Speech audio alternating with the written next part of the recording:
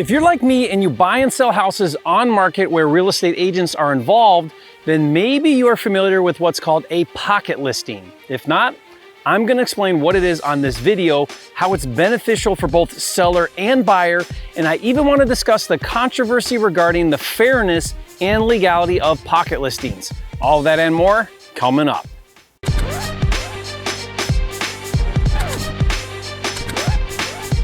For a limited time, you can get a free copy of Jerry Norton's Quickstart Kit with everything you need to flip your first house in 30 days or less. Download it now at myquickstartkit.com.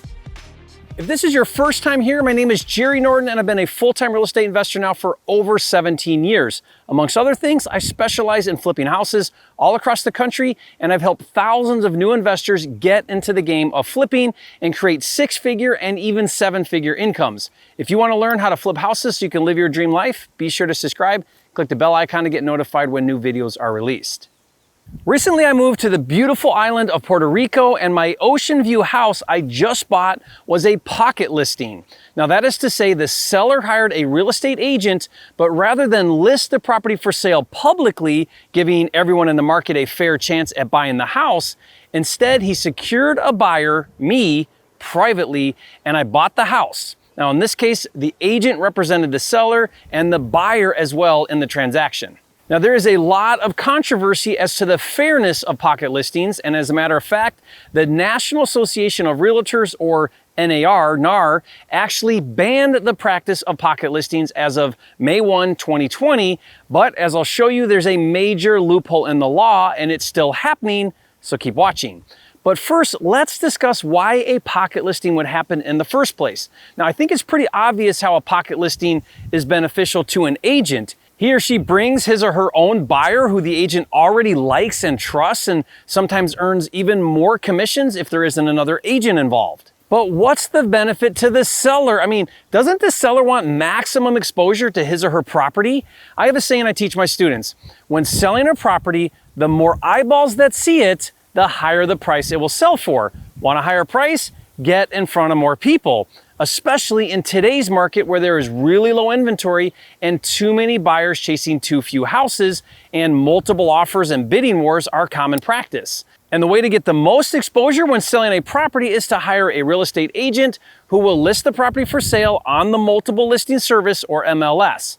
The reason why is because once it's on the MLS, it instantly rolls over to all of the other public sites like Zillow, Trulia, Redfin, and Realtor.com, where thousands of eyeballs will see it. So why would a seller agree to a pocket listing? Well, for all the same reasons why a private seller doesn't hire an agent in the first place.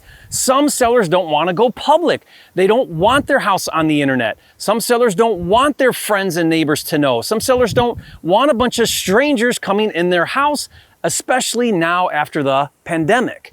They don't want showings with unqualified buyers, and with distressed sellers, they don't want to go public either out of embarrassment about the condition or due to safety reasons. The reality is, for some sellers who have a strong relationship with an agent who they like and trust, have one major priority: get their house sold quickly, stress-free, and under the radar. And as long as they get their desired price, they don't care about maximum exposure. That was exactly the case with the seller on my Puerto Rico house. In fact, my agent has been doing real estate in this community for 25 years, and most of his transactions are pocket listings, and that's exactly what his clients want.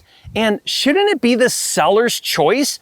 Doesn't a seller have the right to sell his house how he wants? Well, not according to NAR, who believes pocket listings aren't fair because they withhold inventory from eager buyers.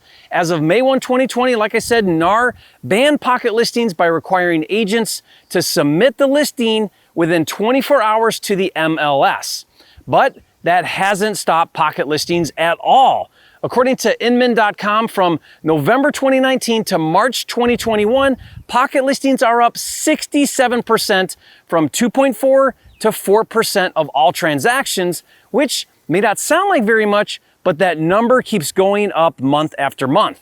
And that's in part due to a huge loophole that agents are using to still do pocket listings. What's happening is agents are listing the property on the MLS within 24 hours like they're required, but they are listing it as coming soon.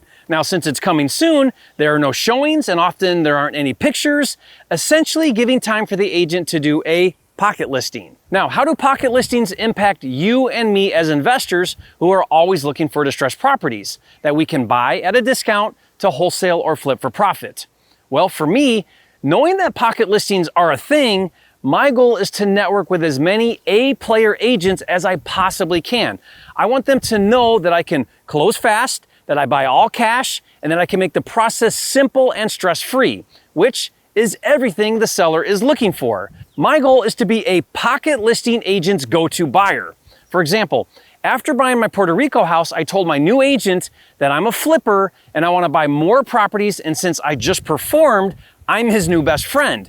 I've been here for less than a week, and every day he takes me out to look at off-market properties that nobody else knows about. Now, if you think that's brilliant, leave a comment and say, Jerry, you're a flipping Puerto Rican genius. As an investor, there are two huge benefits to building relationships with agents who will bring you their pocket listings. First, it's free. Do you know how incredibly cool it is to get access to off-market properties that you don't have to pay for? Now, I do a lot of traditional off-market deals, and I spend thousands of dollars on direct mail, online ads, cold calling, etc. So to get a motivated seller lead for free is a big deal. The second benefit as a flipper to build relationships with pocket listing agents is repeat business. I have agents now that I've gotten dozens of deals from who call me every day with distressed properties. So how do you build relationships with agents so they bring you their pocket listings? Here is my 3-step process. First, I don't just randomly call agents. Instead, I look for non-pocket, regular on-market distressed properties for sale, and then I call the listing agents about their specific listings. Now, I even created a software tool that finds all of the underpriced properties for sale in any zip code. It's really cool, and I'll give it to you for free. Just go to mydatacruncher.com to get a free login. Step 2, when calling the listing agent, follow my double dip technique and offer to let the listing agent represent you on a cash offer. That way, the agent gets both sides of the commission. This is technically called dual agency, and don't worry if they can't do dual agency. They might be able to do a transaction coordinator or use another agent in their office, which is called designated agency.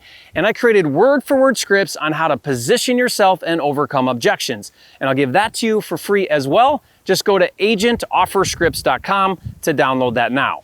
Finally, step 3 is to ask the listing agent if you can work with them on pocket listings. Now, I do a lot of live calls with agents here on my channel, and you'll often hear me do that. Simply say the following: the next time you get a distressed property and you're looking for a cash buyer, will you call me about that property before you list it? I'll take a look and I'll get you my cash offer, and maybe we can work out a deal off market. Now, if finding and flipping on-market properties is a new idea for you, trust me when I tell you it's a goldmine of deals once you get good at it. So next, I want you to watch a video where I show you how to get your first on-market deal in the next 30 days that you can wholesale or flip for profit, and best of all, how to do it with zero marketing costs. So watch that now, and if you haven't yet, be sure to subscribe to my channel. With over 700 videos, this is the #1 channel on YouTube for all things wholesaling and flipping, and I'll see you on the next video.